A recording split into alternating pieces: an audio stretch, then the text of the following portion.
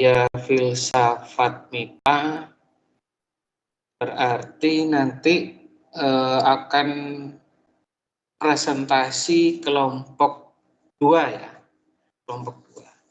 Jadi nanti kelompok 2 silakan mempresentasikan hasil diskusi kelompoknya terkait materi yang sudah ditentukan. Kemudian dilanjutkan tanya jawab, diskusi. Kelompok yang presentasi juga menyiapkan pertanyaan untuk teman-temannya ya. Untuk teman-temannya juga dipersiapkan. Ya, misalnya 2 atau 3 pertanyaan, terserah mau berapa. Ya. Minimal 2 lah, 2 pertanyaan. Terkait materi yang disampaikan. Kemudian PJ-nya siapa PJ-nya di sini? Saya Pak Renata sama Hana. Oke, salah satunya nanti seperti biasa ya, tolong dicatat nama temannya yang berpartisipasi aktif dalam bertanya ataupun menjawab pertanyaan temannya yang lain. Gitu ya. Baik Pak. Oke, baik, kita mulai saja untuk presentasinya. Kelompok kedua siapa? Siapa aja anggotanya?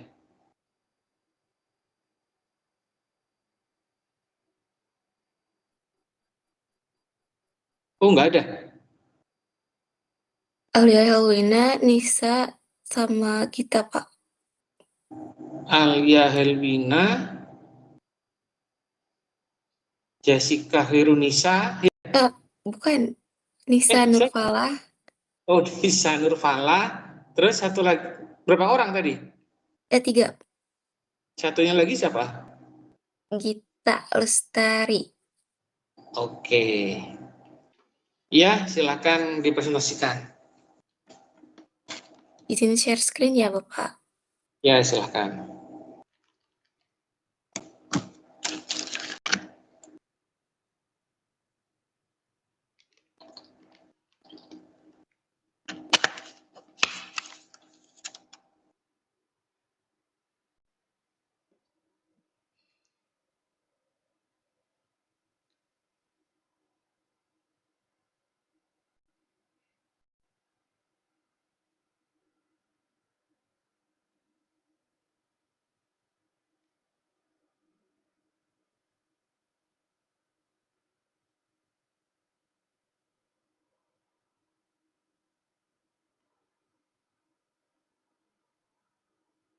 Baik, saya izin memulai. Assalamualaikum warahmatullahi wabarakatuh.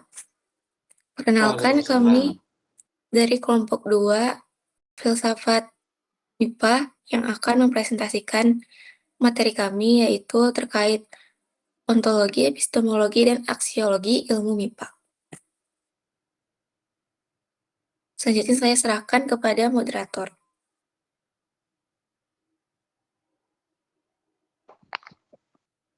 Assalamualaikum warahmatullahi wabarakatuh. Selamat pagi, yang saya hormati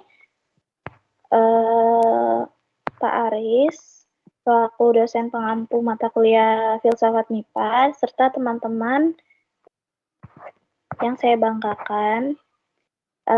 Kami dari kelompok 2 ingin mempresentasikan tentang apa sih itu ontologi, epistemologi, dan aksiologi.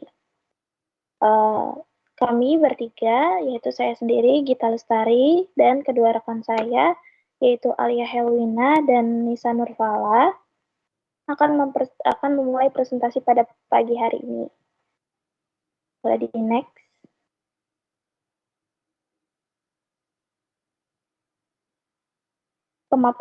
Isi pemaparan hari ini itu akan fokus pada pendahuluan, kajian ontologi ilmu MIPA, kajian epistemologi ilmu MIPA, serta kajian aksiologi ilmu MIPA. Pada pendahuluan akan dipaparkan oleh Alia. Pada Alia dipersilakan. Baik. Filsafat MIPA, Matematika dan Ilmu Pengetahuan Alam atau Sains merupakan salah satu cabang dari ilmu filsafat. Cabang ini membahas secara khusus membahas lebih mendalam mengenai ilmu fundamental MIPA tersebut.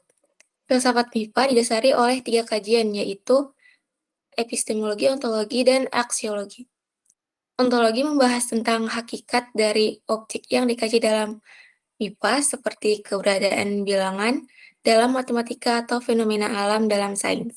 Epistemologi sendiri berfokus pada cara memperoleh pengetahuan tersebut termasuk metode ilmiah, observasi, eksperimen, serta penilaian logis yang digunakan dalam MIPA. Sementara itu, aksiologi mengkaji seputar nilai dan manfaat ilmu tersebut, termasuk bagaimana ilmu MIPA digunakan dalam kehidupan manusia, serta dampak etis yang ditimbulkannya. Kajian terhadap ontologi, epistemologi, dan aksiologi dalam filsafat ilmu MIPA menjadi penting agar proses pembelajaran dan pengembangan ilmu tidak hanya bersifat teknis, tetapi juga reflektif dan kritis.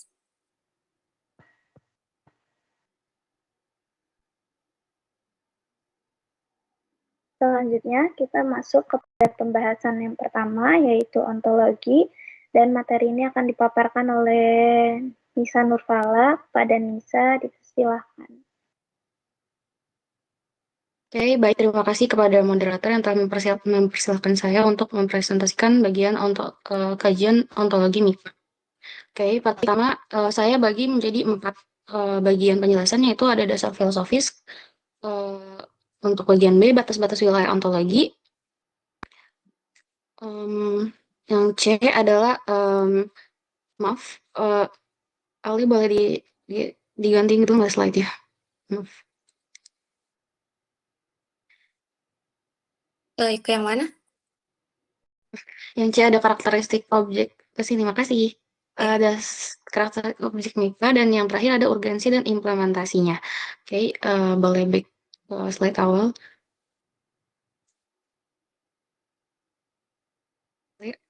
Tolong back ke slide awal. Udah. Oke, terima kasih. Oke, pertama dasar filosofis itu secara etimologi, ontologi berasal dari bahasa Yunani, yaitu ontos yang berarti ada atau keberadaan, dan logos yang berarti studi atau ilmu. Nah, mengapa kita harus mengetahui asal kata ini? Karena dalam filsafat, kata adalah sebuah identitas. Dengan menyebut kata ontos, kita sudah menegaskan bahwa objek yang kita pelajari itu bukan suatu hayalan seperti itu ya teman-teman. Jadi melainkan memiliki status kebenaran yang sah. Gitu. Terus yang kedua, secara terminologi, ontologi itu apa sih? Nah, ontologi adalah cabang filsafat yang mengkaji hakikat realitas atau teori mengenai keberadaan sesuatu sebagaimana adanya. Nah,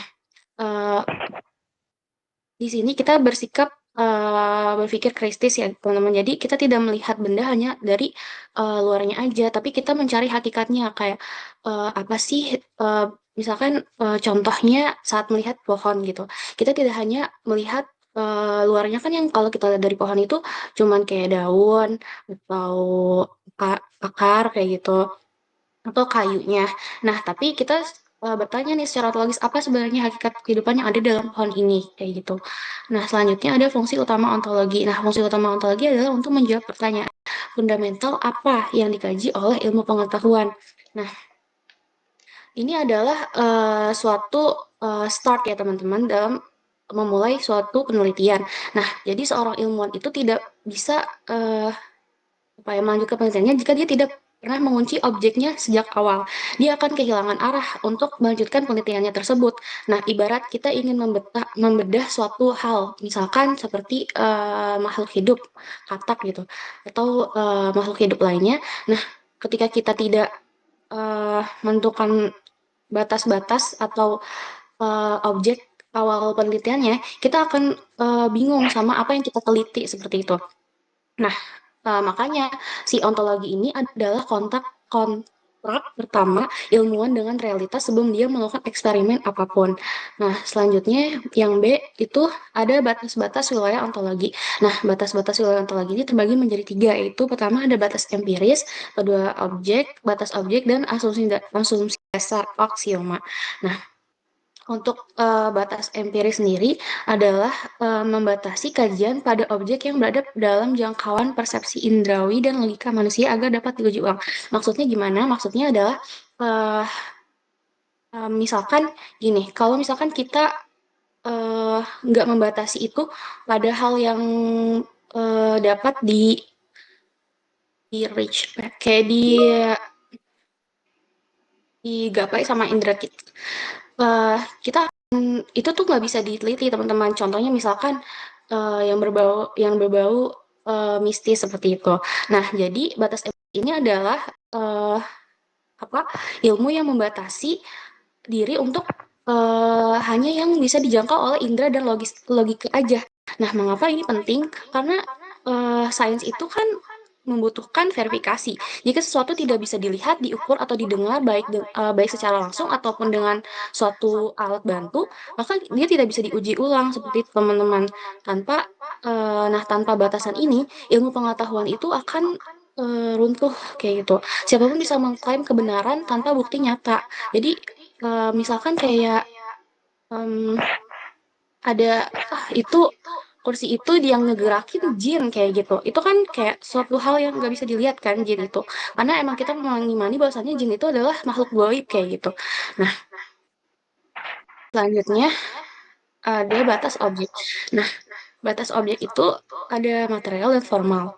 Nah, material itu apa? Material itu lapangan kajiannya, dan objek formal adalah sudut pandang keilmuannya.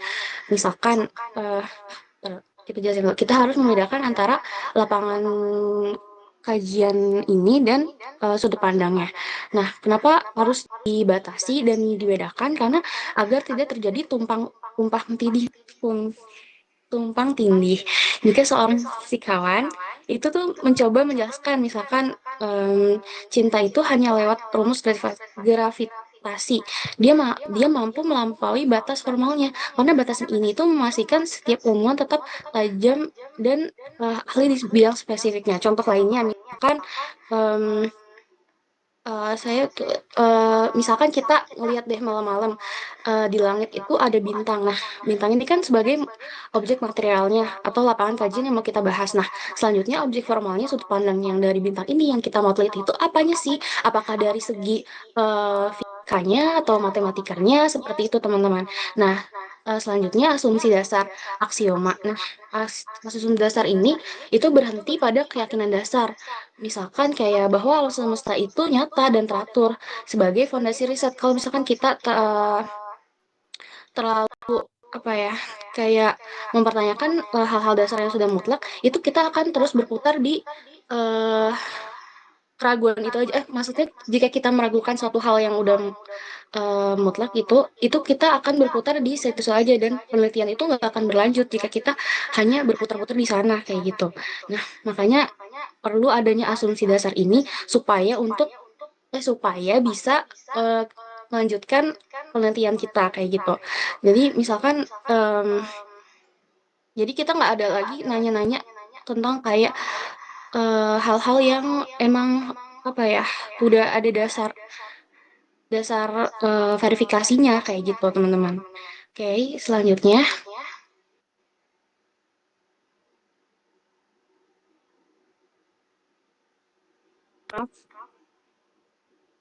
sore. Apakah udah diganti, Alia? Sudah. Oke, makasih. Nah, yang ketiga adalah karakteristik objek MIPA. Nah, karena kita konteksnya adalah ontologi, filsafat MIPA, jadi MIPA kan matematika dan ilmu pengetahuan alam seperti itu. Nah, jadi mereka ini memiliki objek yang berbeda, objek yang berbeda. Kenapa? Karena kalau matematika itu dia itu entitasnya atau objeknya itu abstrak. Kenapa abstrak? Karena dia ya non material gitu, abstrak. Jadi dia nggak ada wujudnya, tapi keberadaannya itu sudah diakui secara sebagai entitas logis dalam proses berpikir. Contohnya kayak ada bilangan, simbol, struktur, dan logika. matematika itu kan dia si entitas logis tadi itu udah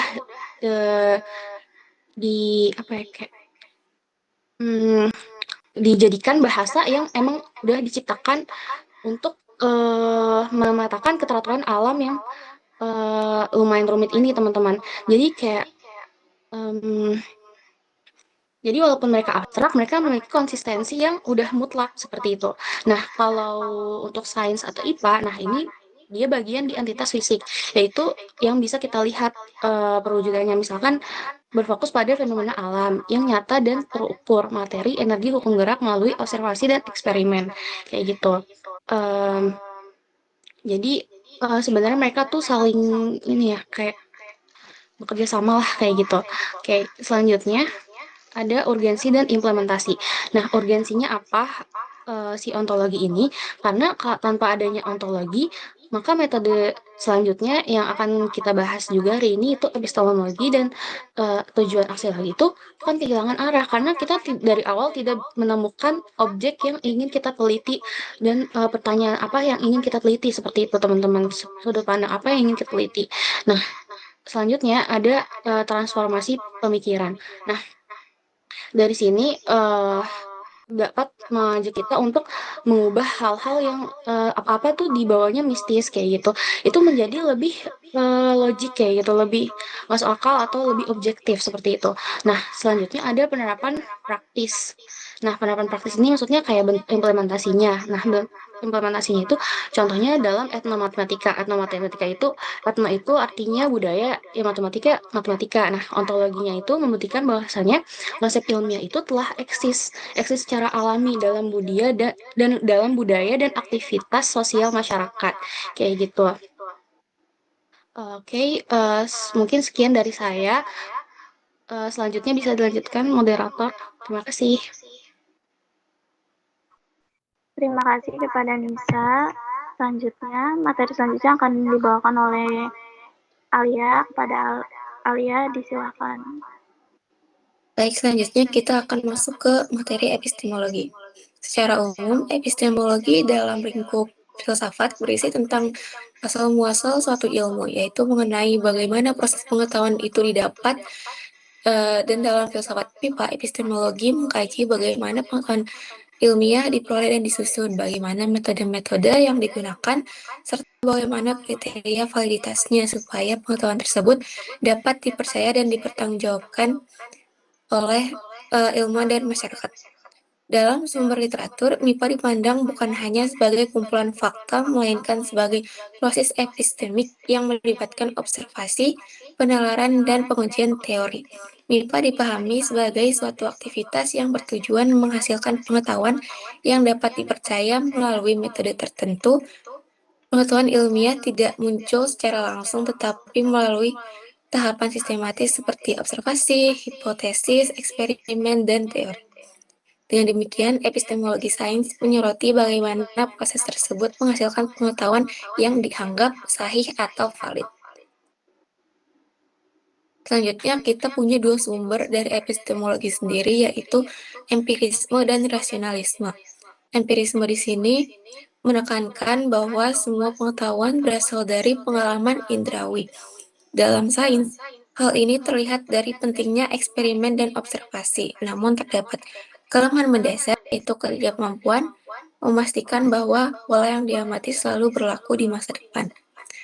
Jadi, empirisme di sini yaitu sumber yang berasal dari pengalaman seperti observasi ataupun pengamatan yang bisa kita amati melalui panca indera seperti mata, telinga, ataupun indera peraba lainnya.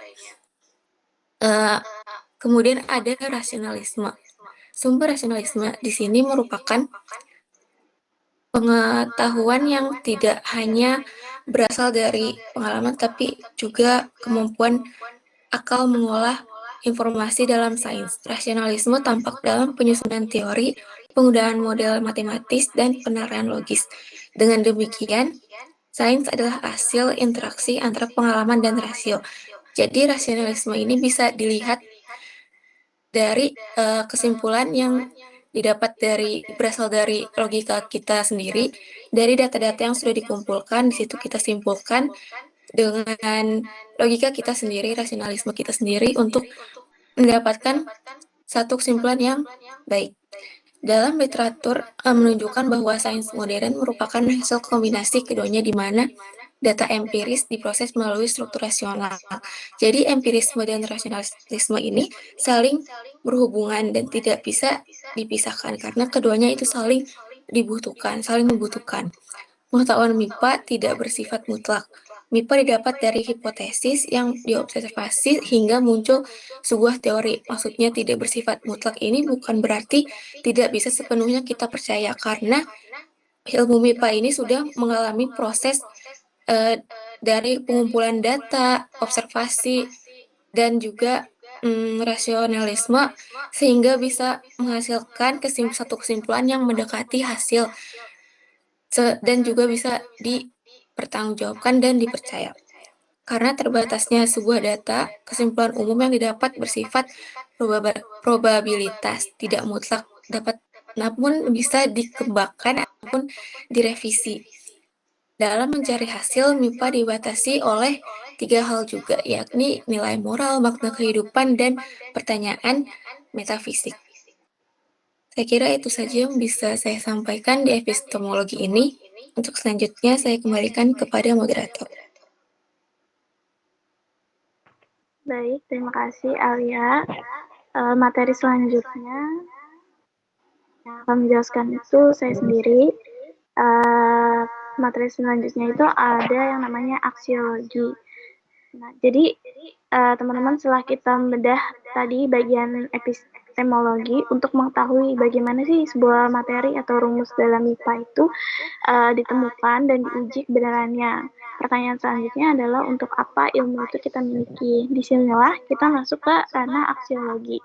Secara sederhana, aksiologi adalah cabang filsafat yang mengevaluasi hakikat nilai baik dari sisi etika maupun estetika. Jika epistemologi adalah tentang proses mendapatkan, maka aksiologi adalah tentang tujuan penggunaan dalam konteks MIPA. Kita tidak hanya bicara soal angka ataupun reaksi kimia secara teknis, tetapi kita juga bicara soal tanggung jawab, moral, dan kompas etis saat ilmu tersebut menyentuh kehidupan nyata. Ibaratnya gini teman-teman, aksiologi itu teman-teman kan bisa lihat di situ ada kata epistemologi. Itu kan ngebahas gimana cara kita nemuin rumus, tapi di aksiologi ini pertanyaannya berubah jadi kayak buat apa ilmu itu kita miliki. Bayangin kayak bayangannya tuh kayak misalkan kita tuh kayak nemuin api secara teknis kan kayak kita bisa nih nyalain api dengan mudah, dengan cepat gitu kan. Tapi kalau lihat dari aksiologi, dia nanya kayak api ini mau dipakai buat masak atau mau dipakai buat kayak yang buruk-buruk gitu, kayak contohnya bakar sampah, bakar hutan, dan lain sebagainya. Jadi di sini di aksiologi itu kita itu membahas tentang tanggung jawab moral. Kayak IPA itu tanpa aksiologi itu kayak mobil tanpa setir gitu. Boleh di next, Alia.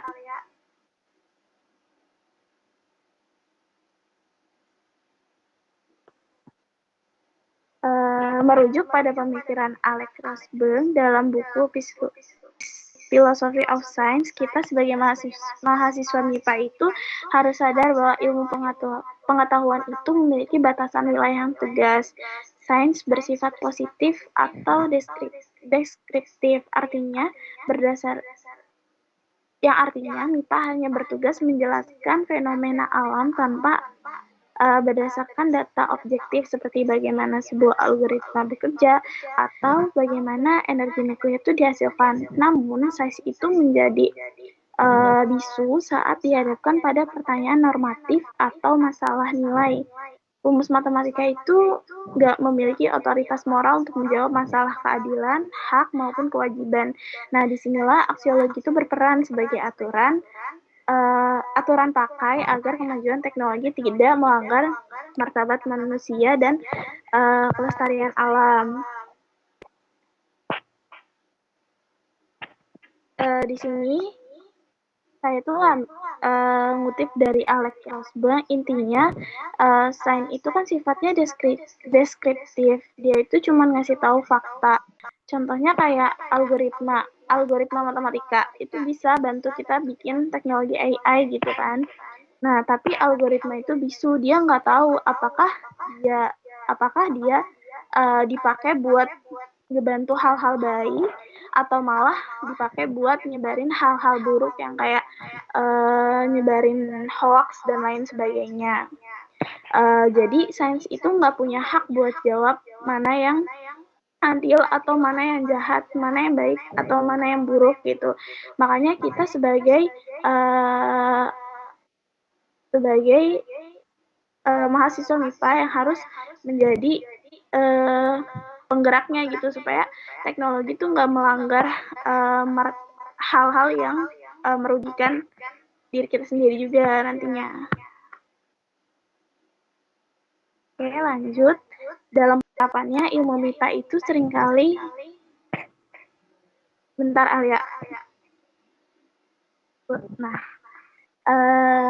seringkali dihadapkan pada dilema moral yang sangat kompleks karena setiap produk ilmiah pasti membawa konsekuensi sosial dan lingkungan yang luas. Kita sebagai mahasiswa dan calon ilmuwan tidak bisa lepas tangan dengan alasan hanya melakukan penelitian, sebab ketajaman logika dalam menghitung itu harus selalu dibarengi dengan integritas untuk memastikan penemuan tersebut itu menjadi senjata yang merusak. Aksiologi menuntut kita untuk mempertimbangkan secara mendalam mengenai siapa yang paling diuntungkan dari ilmu kita dan apakah riset yang dilakukan sudah menghormati hak-hak makhluk hidup serta ekosistem. Prinsip dasarnya sangat jelas, tidak semua hal yang secara teknis itu mampu dilakukan oleh sains secara moral untuk dijalankan. Maksudnya gini teman-teman,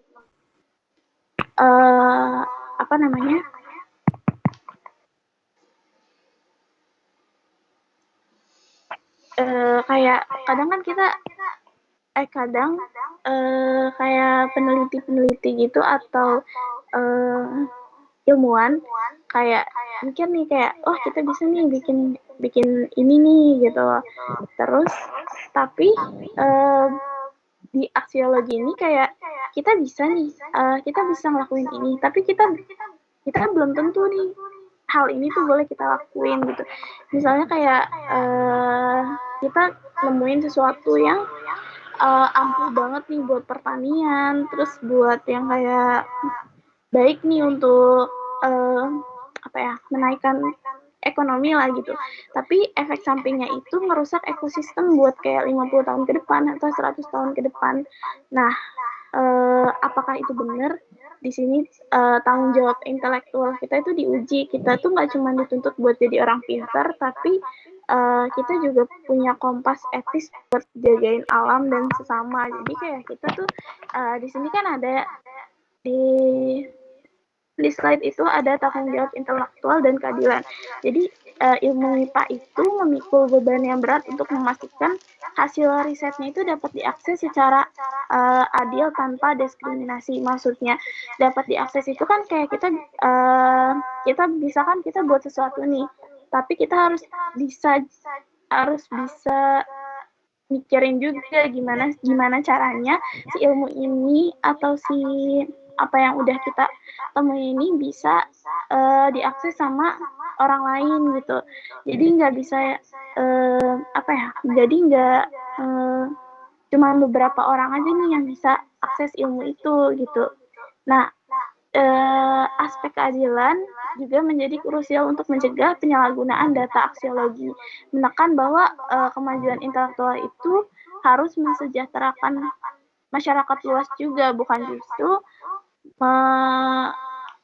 menyebar kesenjangan sosial gitu. Maksudnya jadi kayak jangan sampai ilmu atau misalkan penelitian yang ini cuma bisa diakses orang-orang tertentu doang, tapi bisa diakses semua orang. Terus di sini juga ada etika lingkungan dan hak alam. Penerapannya dalam MIPA itu di bidang kimia, biologi, dan industri itu wajib menjaga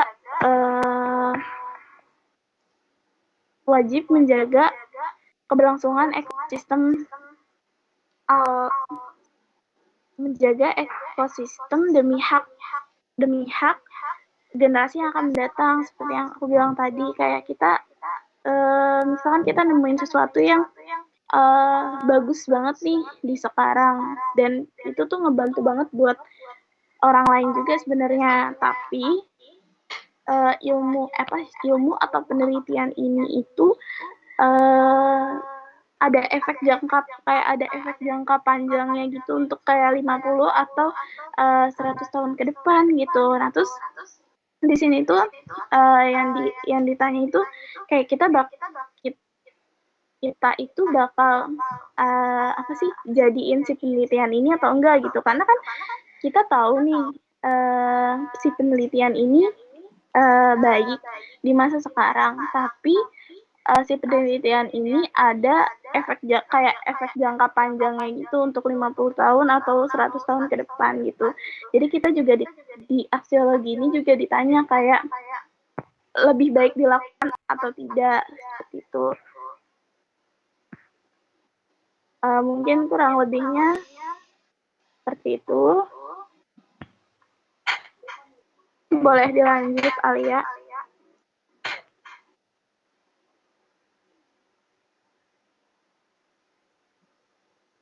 Selanjutnya, kesimpulan akan dibacakan oleh Alia.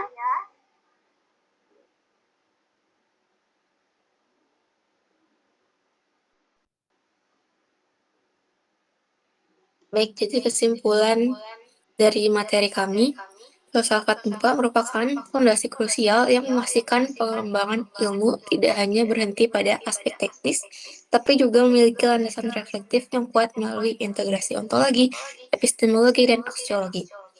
Ontologi memberikan penjelasan mengenai hakikat objek yang dikaji, seperti apa saja objek yang dikaji dalam ilmu MIPA, baik itu entitas abstrak dalam matematika maupun fisik dalam sains, sehingga proses pencarian kebenaran memiliki arah yang jelas.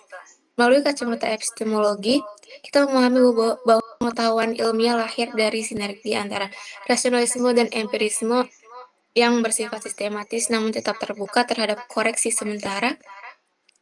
Aksiologi hadir sebagai kompas moral yang menjaga agar setiap inovasi dan temuan teknologis tetap selaras dengan nilai etika, kemanusiaan, serta kelestarian lingkungan. Sebagai mahasiswa, kita harus menyadari bahwa kekuatan ilmu pengetahuan tidak hanya terletak pada ketepatan rumus atau datanya, melainkan pada tanggung jawab intelektual untuk menggunakan ilmu tersebut demi kesejahteraan masyarakat luas dan harmoni alam.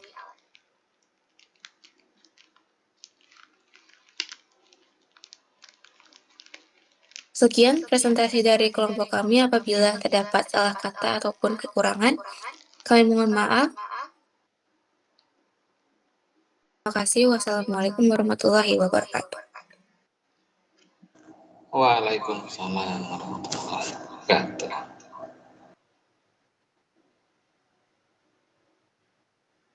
Ya, silakan dilanjut tanya jawab ya, diskusi tanya jawab.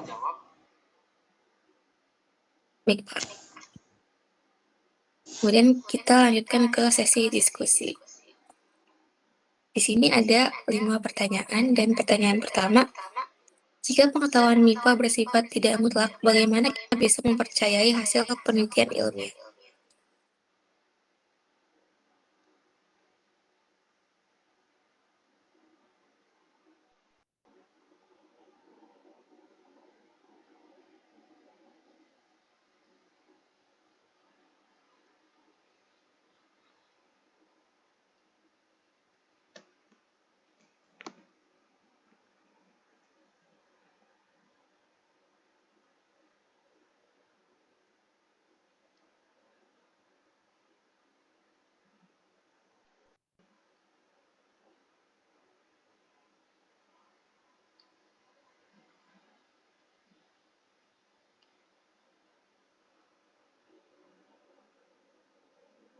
Ini maksudnya yang tidak mutlak itu apanya? Kebenarannya atau nilai kebenarannya atau pengetahuannya?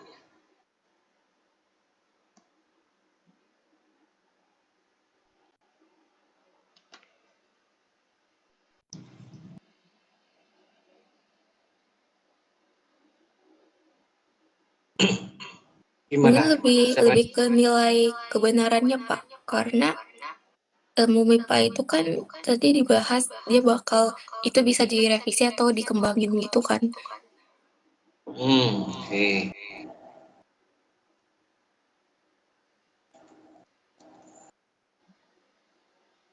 Mungkin bisa ditambah contoh konkretnya mungkin seperti apa?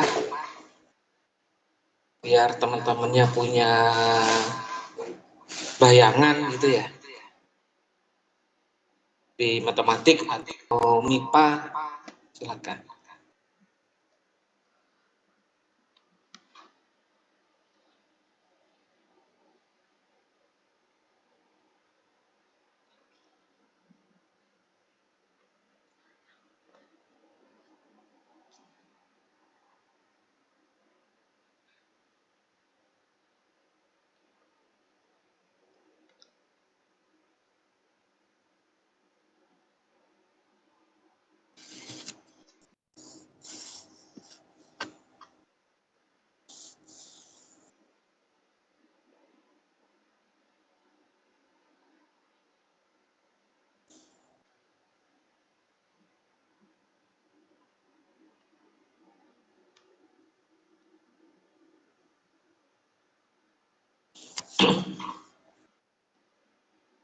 Jadi bisa juga dalam bentuk pernyataan misalnya ya. Contohnya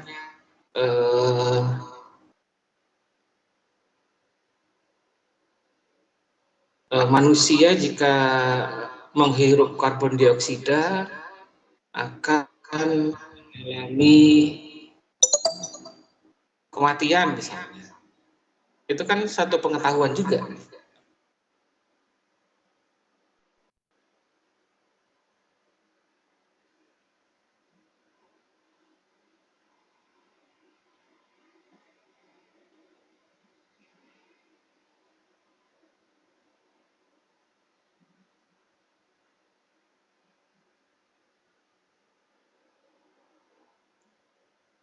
Silakan, ada yang bisa menjawab?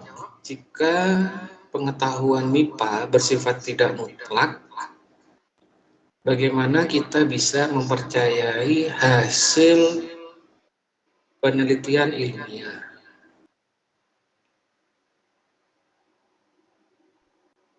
Hakim Abdurrahman,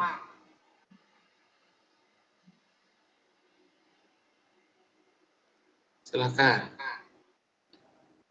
Izin jawab Pak, tapi sebelumnya saya mohon maaf saya tidak bisa on-cam. Di sini kan pertanyaannya, jika pengetahuan MIPA bersifat tidak mutlak, bagaimana kita bisa mempercayai hasil penelitian ilmiah?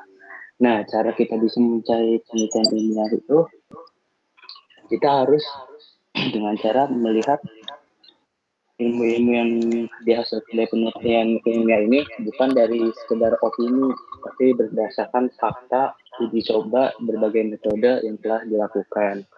Terus bersifat tidak mutlak di sini bukan berarti salah, tapi tidak berarti salah.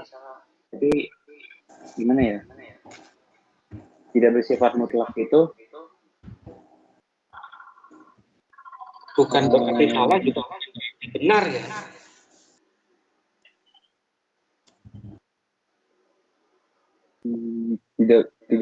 tidak selalu salah gitu Pak maksudnya.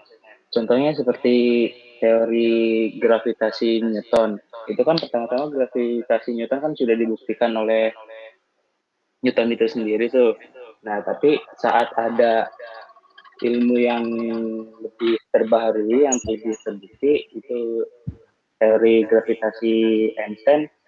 Jadi yang dipakai sekarang teori gravitasi Einstein. Tapi itu berarti teori gravitasi dari Newton tuh salah, seperti itu Pak. Jadi cara meyakininya tuh seperti itu kalau pendapat saya.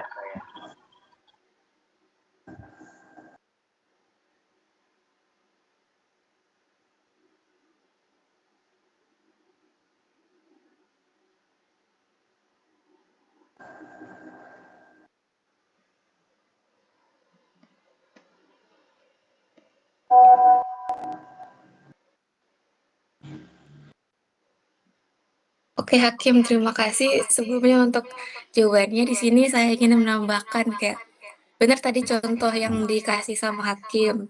Terus ada lagi contohnya misalnya kayak dalam ilmu biologi, kalau misalnya ada penyakit mungkin di pengetahuan saat ini penyakit tersebut kayak apa ya, misalnya HIV ya, HIV mungkin dulu kita nyebutnya itu penyakit yang nggak ada obatnya atau tidak bisa disembuhkan, tapi bisa dilihat makin ke sini itu penelitian menunjukkan penyakit itu mulai ada satu obat untuk mengatasi penyakit tersebut gitu Pak. Jadi tidak mutlak di sini, benar bukan berarti tidak sepenuhnya tidak bisa dipercaya, tapi karena ilmu itu bisa terus berkembang dan ilmu tersebut juga dihasilkan melalui metode ilmiah yang udah sistematis, teruji dan bisa diuji ulang gitu dan bisa direvisi dan dikembangkan gitulah. Jadi kita bisa mempercayai hasil penelitian ilmu bukan karena ia bersifat mutlak tapi terbuka terhadap revisi dan bisa dikembangkan lagi gitu Pak. Dan juga kebenarannya itu didapat dari berbagai kumpulan data dan juga logika yang bisa mendekati kebenaran itu. Ya, oke. Benar ya. Jadi pengetahuan mungkin secara umum juga ya, nggak hanya MIPA. Jadi pengetahuan itu memang sifatnya tidak mutlak. Karena semakin berkembangnya ilmu pengetahuan, kadangkala ada pengetahuan yang lama itu sudah tidak relevan lagi, gitu ya. Jadi yang dulu dipercaya bisa untuk misalnya kalau tadi kasusnya di penyakit gitu ya, dulu mungkin ada yang ini, yang dulu pernah wabah, saya lupa di negara mana itu ya, tahun berapa. Jadi ada wabah yang menyebabkan seluruh kota itu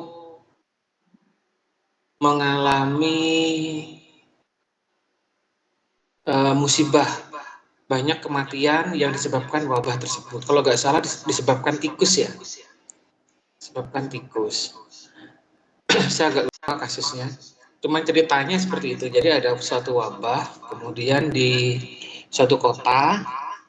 Nah, kemudian banyak yang meninggal karena wabah itu. Waktu itu dipercaya bahwa wabah itu ditularkan melalui pernapasan. Jadi dokter yang mengobati gejala penyakit tersebut menggunakan,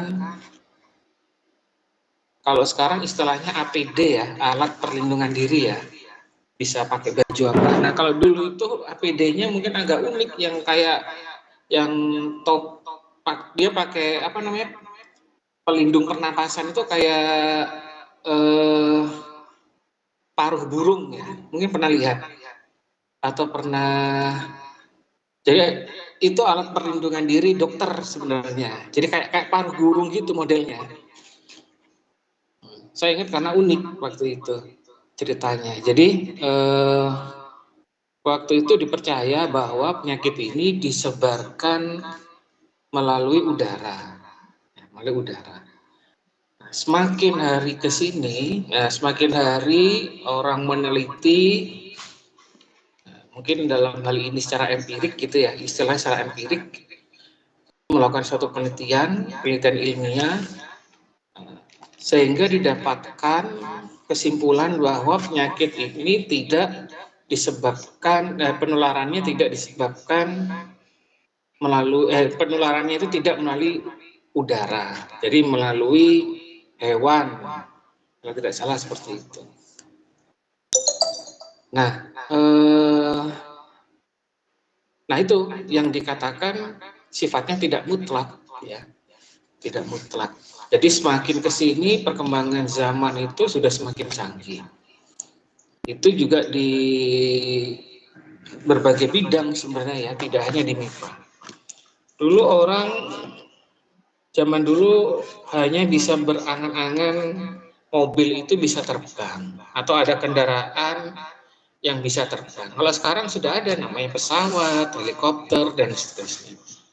Nah, bagaimana itu alat transportasi udara itu bisa terbentuk? Ya, itu juga dari hasil penelitian ilmiah juga, ya.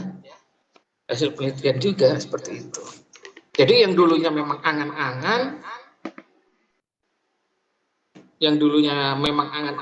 berupa mimpi gitu ya, tapi akhirnya suatu saat bisa terjadi juga. Nah, kalian juga sama, jika punya mimpi, kok rasanya mimpinya nggak mungkin gitu ya, abstrak gitu, nggak mungkin terjadi nih mimpi saya misalnya.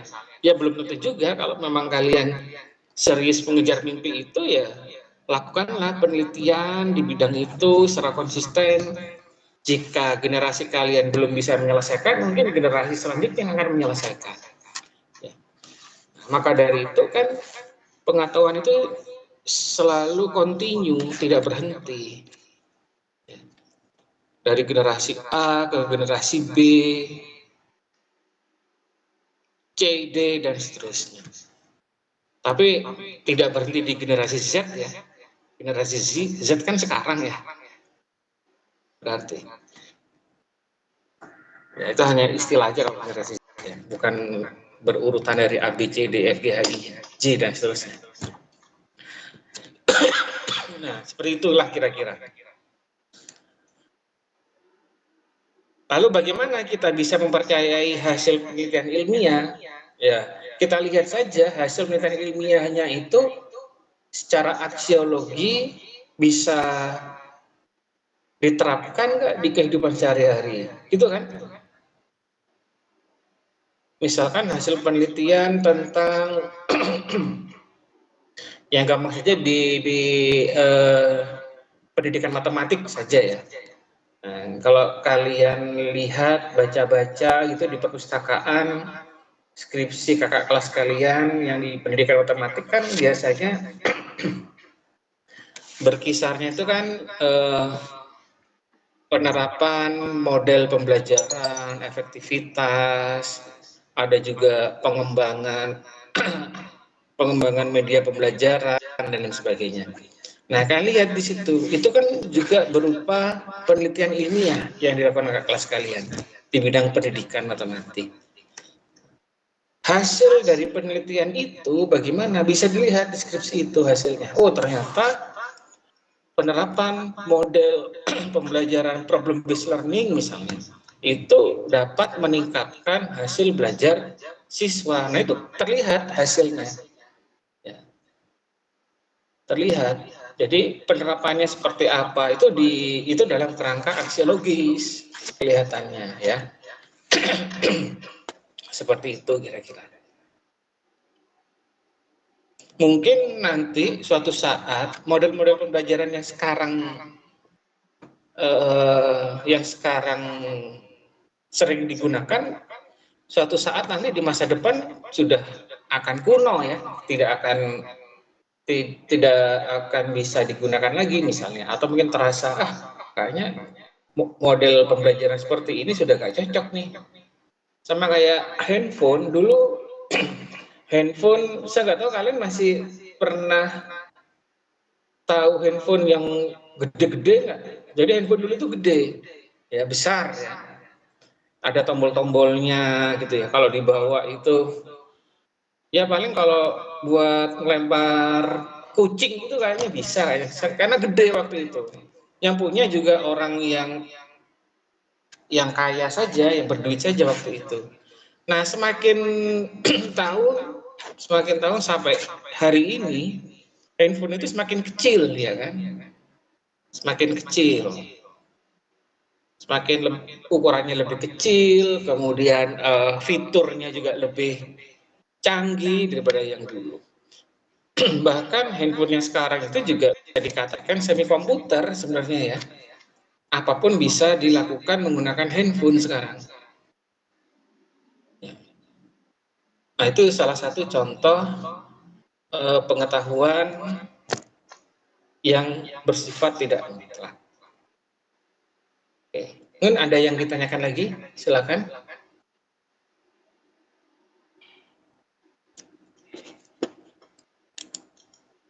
Kalau tidak ada bisa dilanjutkan, katanya ada 5 pertanyaan ya.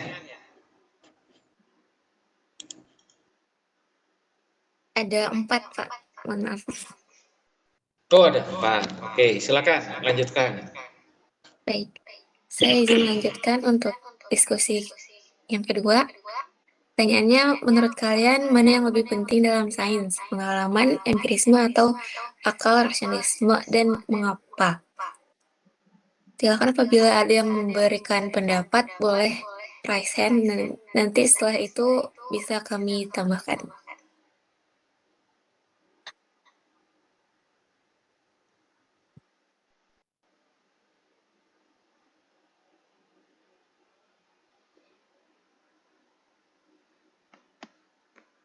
Kalau ditanya mana,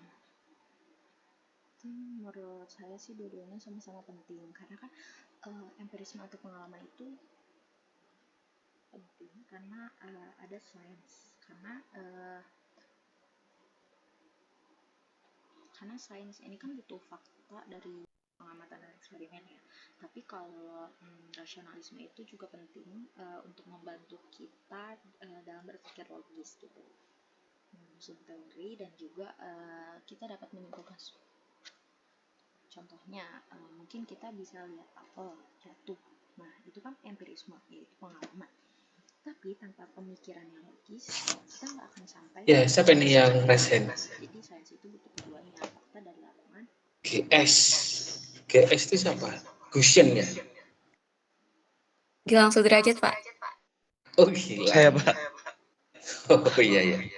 Oke. Karena kalau menurut saya itu kan singkatan semua di sini. Oke, Gilang, silakan. ya Pak, saya Gilang Sudrajat. Kalau menurut saya sendiri sebenarnya dalam keduanya dalam sains itu penting. Tapi kalau emang harus ditentukan mana yang lebih utama, saya akan lebih dominan kepada pengalaman empiris. Dikarenakan kan sains itu sendiri pada dasarnya kan berangkat dari berawal dari penelitian atau observasi atau data atau fakta yang bisa diamati di dunia nyata. Tanpa data empiris, pengamatan atau eksperimen, kita itu nggak bisa memastikan apakah suatu teori itu benar atau tidaknya. Jadi harus dari hasil percobaan yang bisa dibuktikan. Tapi di sisi lain, rasionalisme atau berdasarkan akal itu penting juga, dikarenakan kita tuh tahu ilmu penelitian itu atau ilmu sains itu mau digunakan untuk apa. Suatu emang buat perkembangan ilmu atau digunakan untuk perkembangan yang ke arah yang buruk. Mungkin suatu ilmu, mungkin saya lagi kira-kira yang umum ya. Jika hanya berdasarkan juga dari data empiris atau observasi doang, tanpa akal, data tersebut nggak bisa sepenting atau bermakna itu. Kemungkinan seperti itu kata saya. Mungkin boleh ditambahkan oleh kelompok. Oke, terima kasih Gilang. Jadi betul tadi yang dikatakan oleh Gilang. Jadi empirisme dan rasionalisme ini mereka saling berhubungan dan tidak bisa kita simpulkan mana yang lebih penting karena sama pentingnya. Jadi empirisme itu kan kumpulan data-data yang didapat dari observasi, penelitian, dan lain-lain, dan butuh yang namanya logika, yang itu masuknya ke rasionalisme untuk kita bisa menyimpulkan data-data tersebut maknanya untuk apa. Kalau kita punya banyak data tapi tidak tahu maknanya, itu sama aja nggak bisa dapat apa-apa dong. Terus sama halnya kalau kita punya teori tapi belum tentu sesuai dengan, dan kita nggak punya data-datanya, itu nggak sesuai dengan apa yang sebenarnya terjadi di dunia nyata. Jadi keduanya saling beda sih, itu antara empirisme dan rasionalisme.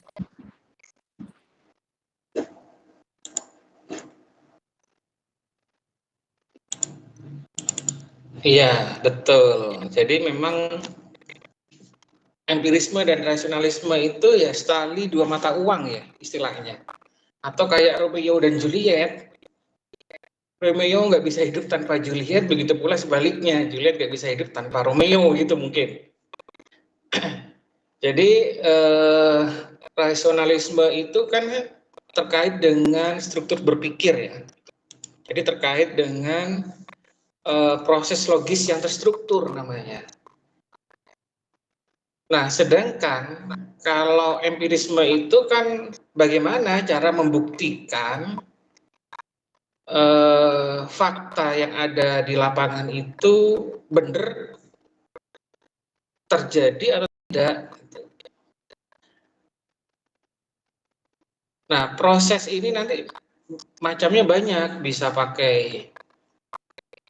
menggunakan observasi, perumusan hipotesis, pengumpulan data, eksperimen, verifikasi, dan seterusnya. Nah, seperti itulah kira-kira.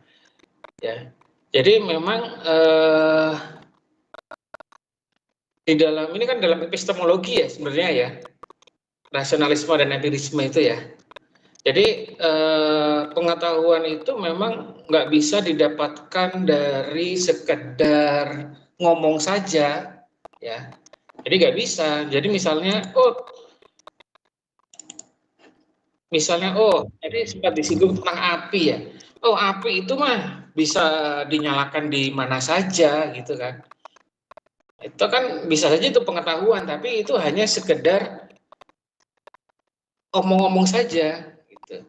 Lalu ada orang lain, ya, orang lain ini ingin membuktikan secara empiris, gitu ya, secara empiris.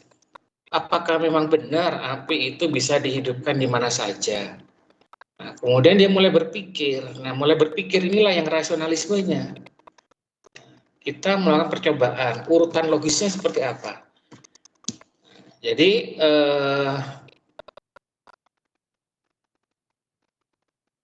pembuktian tadi, ternyata pernyataan orang yang omong-omong saja tadi itu tidak terbukti. Api itu hanya bisa hidup kalau ada oksigen di sekitarnya.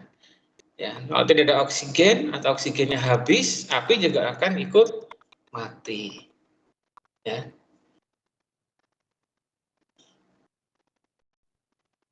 Jadi sesuatu yang terbuat dari api itu ya, atau berasal dari api, dia akan tidak bisa hidup kalau oksigennya habis gitu ya. Oksigennya habis. Seperti itu. Oke ya, jadi memang kedua hal itu memang penting, terutama dalam mendapatkan suatu pengetahuan. Ini dalam kerangka epistemologi, ya. Dalam kerangka epistemologi. Sebenarnya pengetahuan itu macam-macam caranya ya.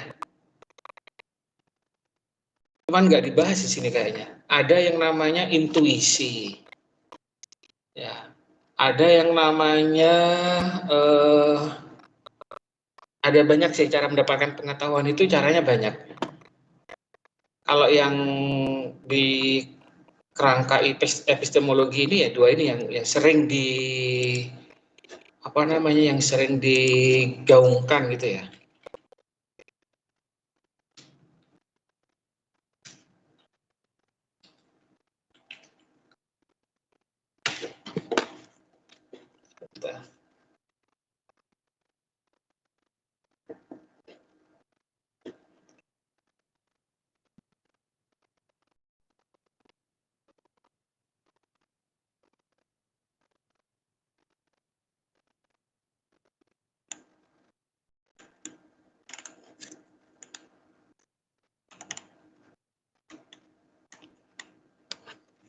Jadi untuk mendapatkan pengetahuan itu selain dua hal ini, selain rasionalisme dan empirisme, itu ada juga yang tadi sempat saya sampaikan, ada yang namanya intuisi gitu ya.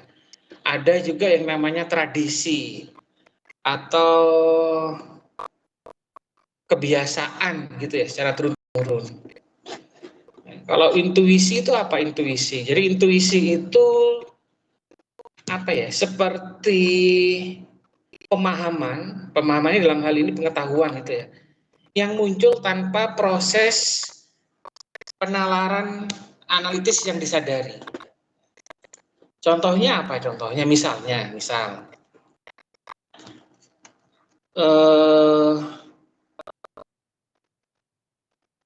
di dalam matematik aja ya, saya kasih contoh. Saya nggak tahu ini udah pernah saya sampaikan belum. Misalnya seperti ini, kalian dihadapkan oleh sebuah soal, gitu ya. Jadi di dalam soal matematik itu ada suatu pertanyaan di mana pertanyaan itu misalnya di dalam integral gitu ya, menghitung luas integral tertentu. Jadi ada satu garis misalnya Y sama dengan 3X plus 5. Hitunglah, nah ini ada pertanyaan, hitunglah luas yang dibatasi oleh sumbu X, sumbu Y, dan garis itu. Nah, secara intuisi kan udah punya pengalaman nih sebenarnya. Kalau garis Y sama dengan berapa tadi? Persamaan garis itu kan berupa garis lurus. Kalau dia memotong dua sumbu itu kan pasti bentuknya segitiga. Ya. Jadi kalian tanpa disadari langsung berpikir, oh iya ini apa?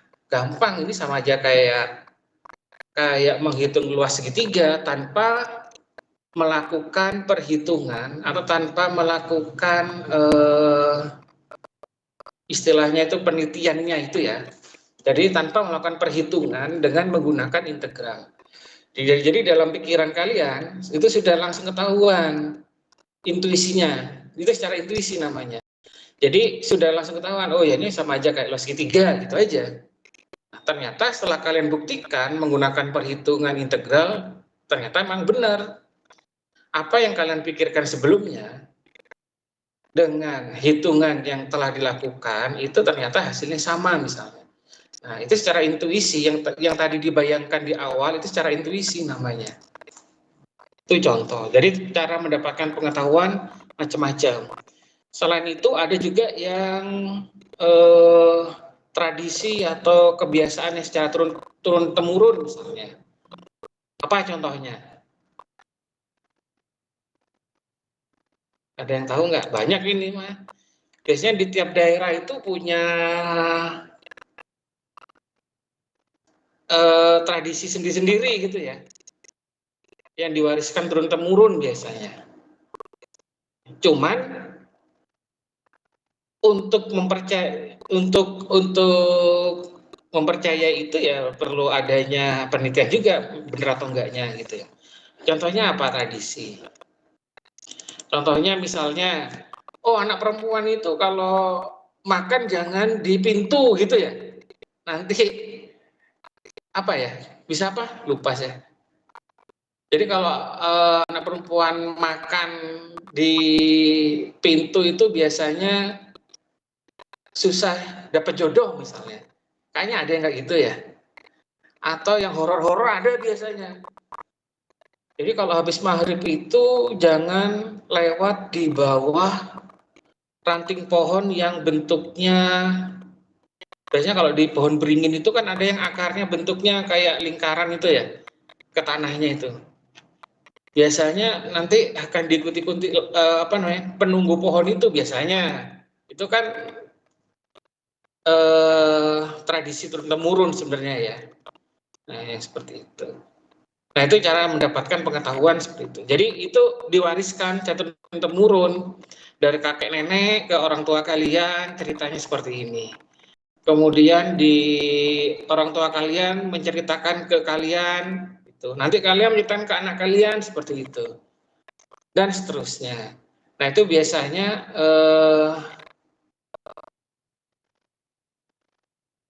apa ya? Ya itu biasanya dipercayai oleh kalangan tertentu saja gitu. Nah, ada juga cerita orang wanita keturunan Sunda tidak boleh menikahi laki-laki dari keturunan Jawa ya. Pernah dengar nggak yang seperti itu? Kayaknya pernah itu. Nah, ada yang seperti itu. Kenapa? Ya mungkin cerita dulunya itu kan dari zaman kerajaan apa ya, lupa saya. Yang dari kerajaan Sunda dari kerajaan Jawa ingin mempersunting putri dari kerajaan Sunda waktu itu, saya lupa namanya. Ya pokoknya ceritanya seperti itulah kira-kira, sehingga terjadi perang, kalau nggak salah namanya perang Bubat ya. Nah, itu contoh satu tradisi. Ya memang kalau mau dicari nilai kebenarannya benar atau enggaknya ya kita nggak tahu. Jadi mungkin itu dipercayai benar oleh orang-orang tertentu, tapi belum tentu dipercayai benar oleh orang yang lain. Ya, jadi pandangan tiap orang berbeda-beda. Oke. Jadi untuk mendapatkan pengetahuan itu tidak hanya dua ini ya, tidak hanya empirisme dan rasionalisme, tapi bisa juga hal yang lain. Intuisi juga ada budaya sebenarnya. Tradisi itu tadi budaya. Oke, silakan dilanjutkan. Kita sampai jam 9.40 ya.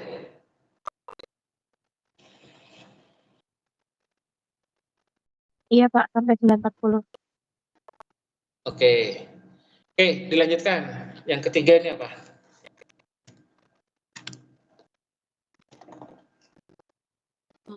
Oke, baik. Selanjutnya ada pertanyaan menurut teman-teman. Baru yang secara ekonomi sangat menguntungkan, tapi secara lingkungan beresiko merusak ekosistem dalam jangka panjang. Apakah kita harus tetap menjalankan penelitian tersebut? Terus kalau ini titik mana seorang ilmuwan MIPA harus bilang tidak atas nama aksiologi? Seperti itu. Silakan teman-teman yang ingin menjawab bisa raise hand.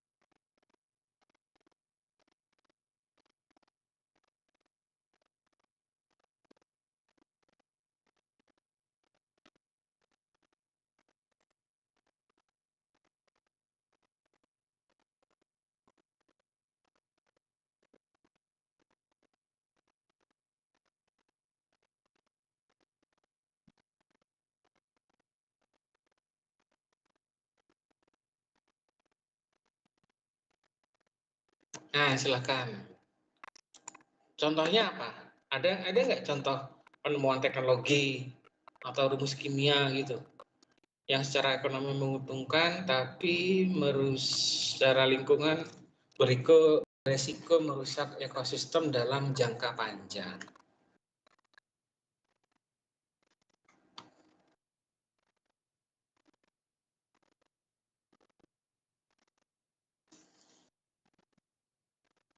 Contohnya ada nggak contohnya yang kasus seperti ini? Jadi penemuan ini menguntungkan secara ekonomi, ya. Secara ekonomi menguntungkan, tetapi kalau jangka panjangnya itu bisa merusak lingkungan. Jadi seorang ilmuwan harus bilang enggak.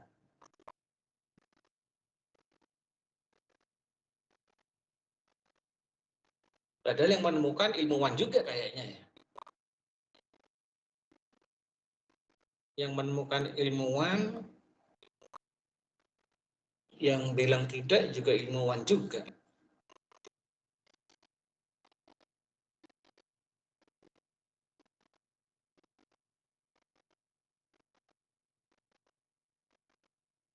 Contohnya apa contohnya?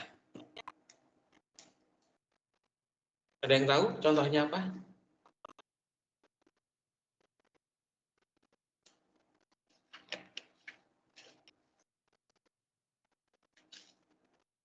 Izin menjawab. Ya, silakan. Mungkin contohnya kayak plastik sekali Bisa. pakai gitu. Iya, Plastik sekali betul. pakai kan Plastik. kayak murah gitu. Kayak serbaguna gitu. Tapi untuk lingkungannya jadinya mikroplastik terus kayak susah terurainya begitu. Iya, betul. Plastik.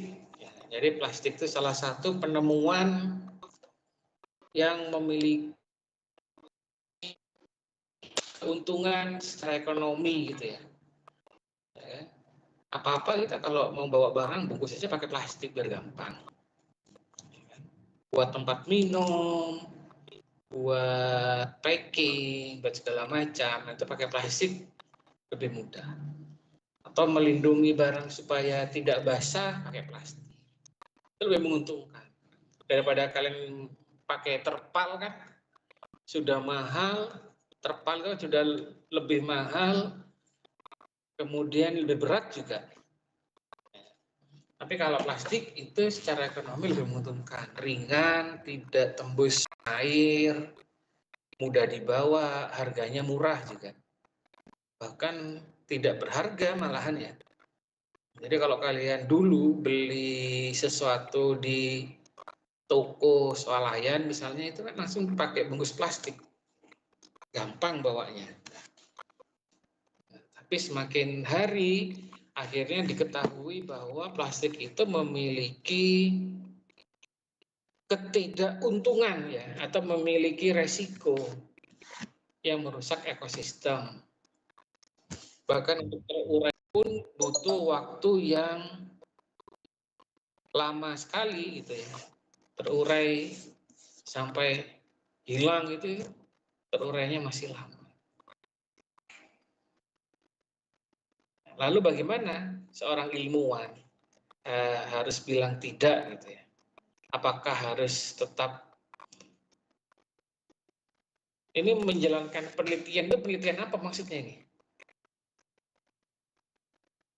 Maksudnya apakah kita harus tetap menggunakan penemuan tersebut mungkin maksudnya gitu ya?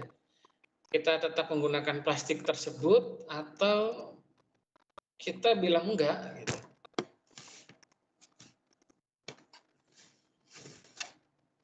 Ya, ada yang bisa memberikan pendapatnya, silakan.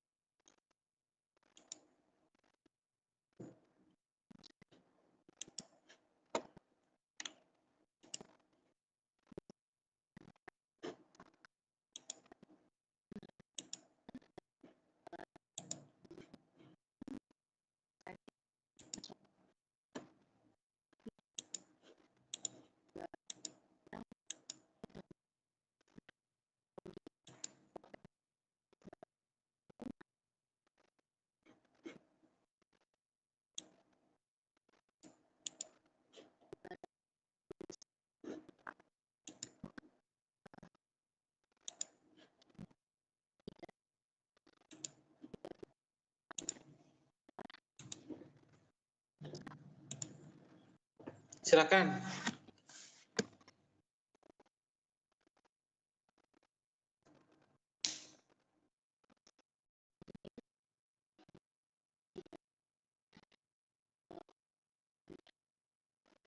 Atau mungkin dari kelompok ini punya pendapat sendiri untuk pertanyaan ini?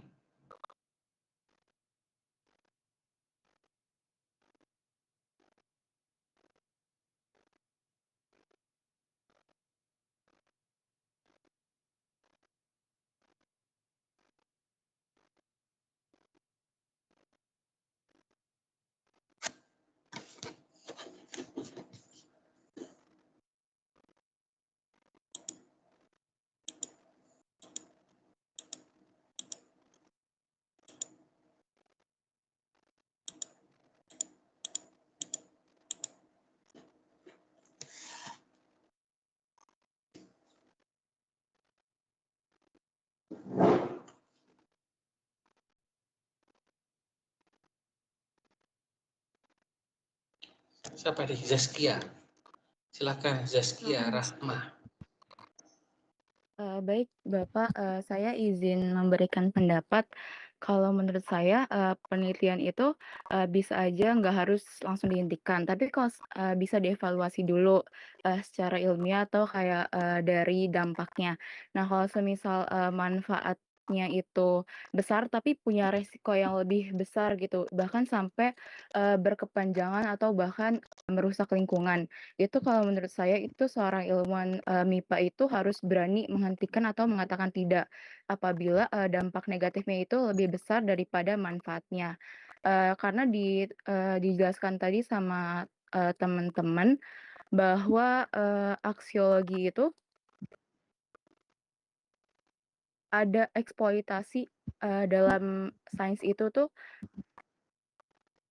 punya batasannya di mana agar tidak menghancurkan hayati atau mencemari lingkungan melalui limbah riset. Jadi, aksiologi itu berperan sebagai kontrol agar sains digunakan untuk menjaga harmoni alam, bukan terjebak dalam keserakahan walaupun memang menguntungkan dalam ekonomi. Begitu Bapak, kalau dari saya. Oke, bagus sekali Zaskia. Mungkin kelompok yang presentasi bisa memberikan tanggapan. Iya betul sekali. Saya juga sependapat dengan Zaskia dan juga mungkin kalau misalkan kan tadi bilangnya kalau manfaatnya lebih dikit daripada resikonya itu bisa memungkinkan untuk tidak digunakan lagi seperti itu ya. Atau nah tapi menurut saya kalau misalkan sekiranya resikonya itu sudah ada solusinya lagi, itu mungkin masih bisa tetap dijalankan ya kayak gitu. Kecuali benar-benar tidak ada solusi lagi gitu. Tapi sudah benar sekali Zaskia. Terima kasih. Oke, ya. Jadi memang kita lihat apakah hasil penelitian atau penemuan ini itu memang bisa dimanfaatkan untuk keuntungannya lebih besar atau mungkin resikonya lebih besar. Sebenarnya ya, kalau seandainya setiap penemuan itu memang punya resiko ya. Resiko apapun itu sebenarnya, entah itu resikonya kecil ataupun resikonya besar. Jadi pengetahuan atau ilmu pengetahuan itu kan dikatakan atau bisa disebut itu sebagai pisau bermata dua ya. Jadi ilmu pengetahuan itu seperti itu, pisau bermata dua. Bermata dua itu artinya apa? Bisa digunakan dalam hal yang positif atau kebaikan, bisa juga digunakan dalam hal yang negatif atau keburukan gitu ya. Ya, kan sama aja kayak pisau. Pisau itu sendiri kan juga sebuah penemuan sebenarnya ya. Zaman dulu kan tidak ada yang namanya pisau. Dulu pakai batu untuk motong daging, untuk memotong apapun itu dulu pakai batu yang ditajamkan. Sehingga ada penemuan yang namanya pisau, akhirnya jadilah yang pisau yang berbahan besi atau baja dan lain sebagainya. Jadi pisau itu sama, bisa digunakan untuk hal yang baik, bisa juga digunakan untuk hal yang tidak baik. Hanya saja penemuan atau apapun itu yang terkait dengan kehidupan manusia itu biasanya kita timbang-timbang mana yang lebih menguntungkan, lebih banyak untungnya atau lebih banyak ruginya gitu ya. Contoh juga penemuan uranium ya, ini yang lagi ramai kemarin. Uranium itu kan salah satu unsur kimia ya sebenarnya ya, salah satu unsur kimia. Sampai dia sampai pada titik tertentu atau istilahnya berapa persen kemurniannya itu dia bisa digunakan sebagai sebagai bahan bakar untuk pembangkit listrik ya kan? Juga bisa digunakan sebagai alat penghancur, gitu ya. Bom, misalnya bom atom. Nah, seperti itu kira-kira. Jadi kalau digunakan untuk pembangkit listrik itu lebih banyak manfaatnya sebenarnya ya. Lebih banyak manfaatnya. Kenapa? Karena satu reaktor nuklir yang digunakan untuk pembangkit listrik itu sama saja kayak ratusan pembangkit listrik yang bertenaga air, bertenaga uap, dan lain sebagainya. Jadi seperti itu kira-kira. Jadi lebih banyak menguntungkannya sebenarnya. Nah, tapi pada saat titik tertentu, manusia itu bisa membuat sampai uranium itu menjadi bahan untuk senjata pemusnah massal. Nah, itu yang seharusnya dihindari yang seperti itu. Ya. Yang dihindari seperti itu. Kadang-kala kan banyak tuh negara-negara yang sudah berhasil sampai membuat senjata pemusnah massal itu ya. Dia nggak mau negara lain punya karena ya mungkin bisa jadi ancaman buat dia sendiri gitu. Semua itu akan balik kepada manusianya masing-masing ya.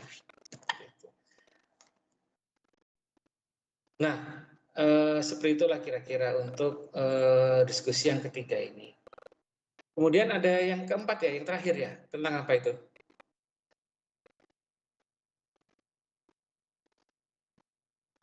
Dalam struktur filsafat ilmu, mengapa kajian ontologi harus ditetapkan terlebih dahulu sebelum membahas epistemologi dan apa resikonya bagi sebuah disiplin ilmu jika batas ontologisnya tidak jelas.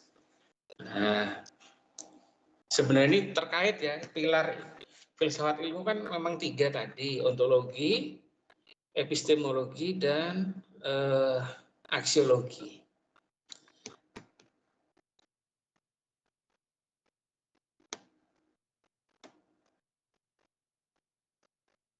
Nah, silakan. Ini kalau dibahas di sekitar kita bisa jadi seru juga ini nanti nih.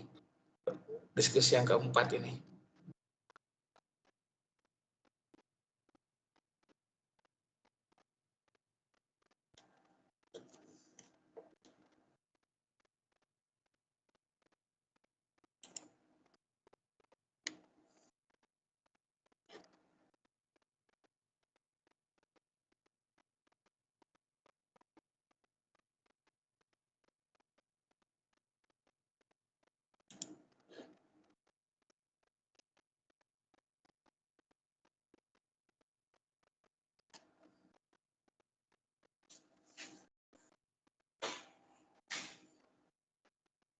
Nah, mungkin bisa kita lihat apa risikonya bagi sebuah disiplin ilmu gitu ya.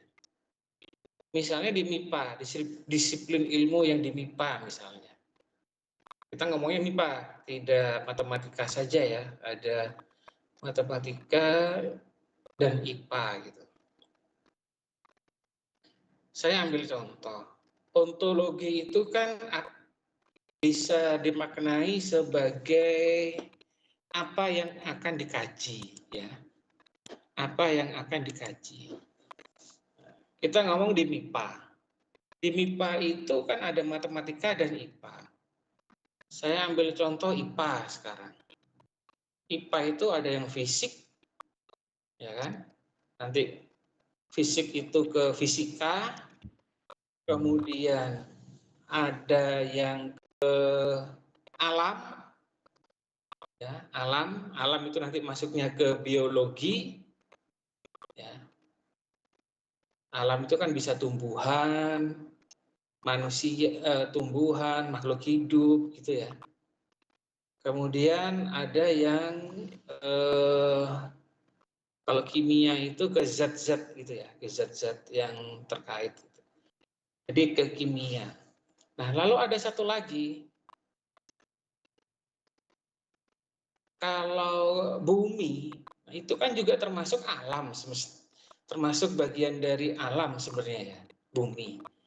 Nah, disiplin ilmu yang membahas tentang bumi ada juga yang namanya geografi. Ya, geografi. Pertanyaan saya, apakah geografi itu bisa masuk ke dalam struktur MIPA nggak kira-kira?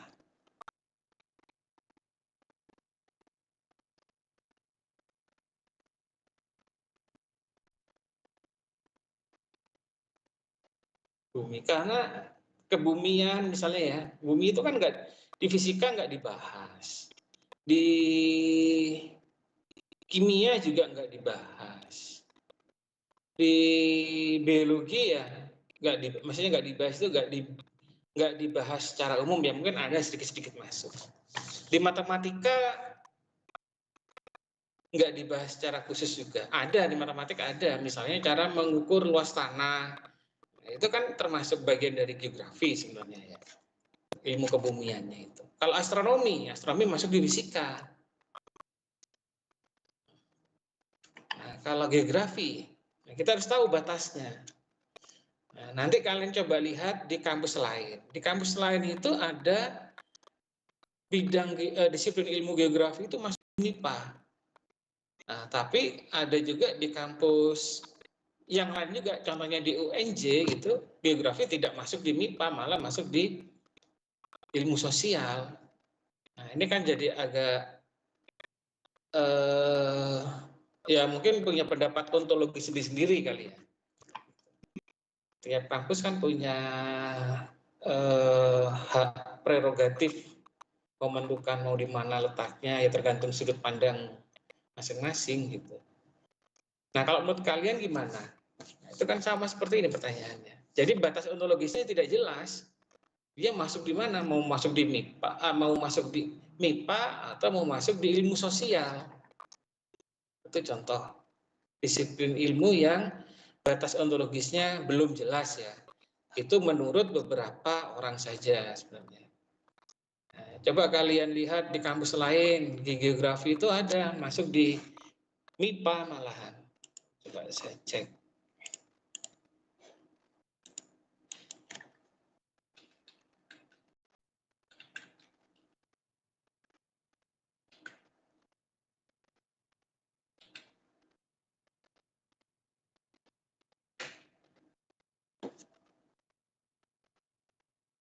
Nah, nih contoh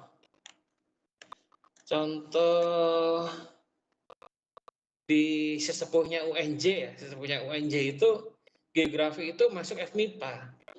Sesepuhnya UNJ tahu nggak apa?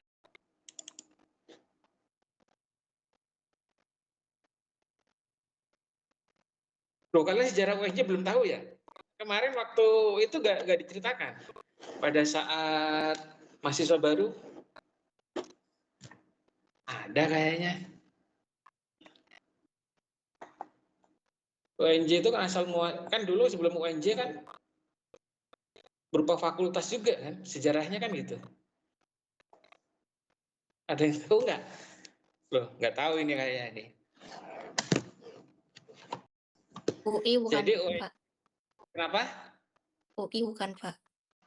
Iya, jadi dulu namanya bukan UNJ, dulu namanya sebelum universitas kan kita tuh namanya institut ya, institut keguruan.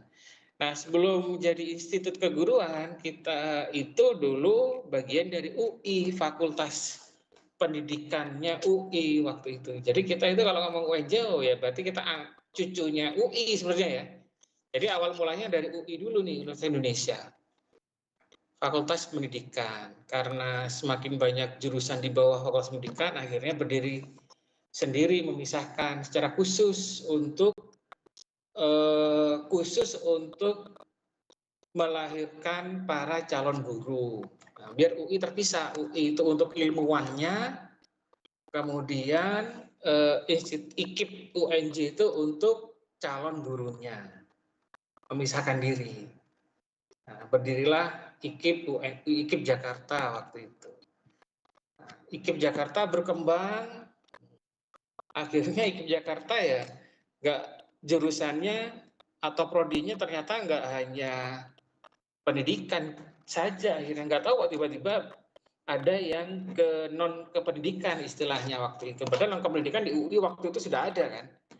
Nah, akhirnya jadilah kita Universitas Negeri Jakarta. Nah, di mana di dalamnya itu berbagai macam jurusan ya atau prodi ya, baik itu di pendidikan atau non kependidikan. Nah, sekarang kita balik lagi di UI itu ternyata geografi itu termasuk atau masuknya itu ke fakultas MIPA. Nah, cuman UNJ saja yang mungkin berbeda. Nggak hanya UNJ sih, di beberapa kampus lain juga sama, geografi itu tidak masuk di MIPA. Jadi sebenarnya saya nggak tahu, nah ini contoh batas ontologi tidak jelas ya, tidak jelas. Itu. Resikonya apa? Ya risikonya kalau disiplin ilmu batas ontologisnya tidak jelas ya dia akan entah itu dia akan masuk MIPA atau akan masuk ke yang lain gitu. Ya.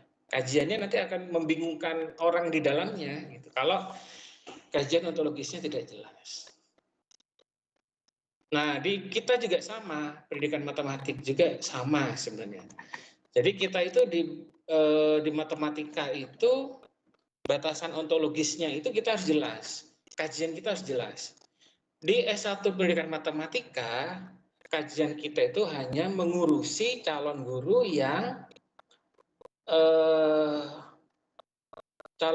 yang nanti berkompetensi di bidang pendidikan matematika untuk sekolah SMP dan sekolah SMA.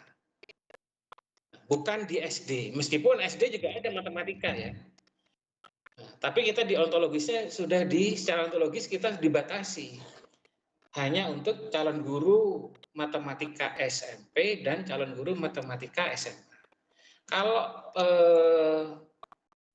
di tingkat sekolah dasar itu nanti batasnya masuk pada PGSD. Nah, jadi nanti kalau kalian suatu saat di semester akhir mau melakukan penelitian, mau meneliti di SD itu pasti dilarang. Nah, jangan kaget kok dilarang melakukan penelitian di SD gitu ya. Karena secara ontologis kita sudah jelas batasnya bahwa kalian itu nanti diperuntukkan sebagai calon guru matematika di tingkat SD, di tingkat SMP dan di tingkat SMA. Gitu ya. Itu. Nah, kalau suatu saat nanti kalian mau nanti selalu mengajar di SD ya silakan saja, nggak apa-apa. Cuman ijazahnya biasanya tidak akan bisa dipakai untuk mengajukan misalnya ada yang namanya sertifikasi guru gitu ya, itu nggak akan bisa dipakai kalau kalian ngajar di SD. Pasti otomatis harus pindah sekolah dulu ke tingkat SMP atau SMA. Seperti itu ya kira-kira ya. Oke, ada pertanyaan lagi? Ini udah pas nih 9.40. Kalian ada kuliah lagi nggak setelah ini? Ada Pak, kalkulus integral. Oh, dosennya siapa?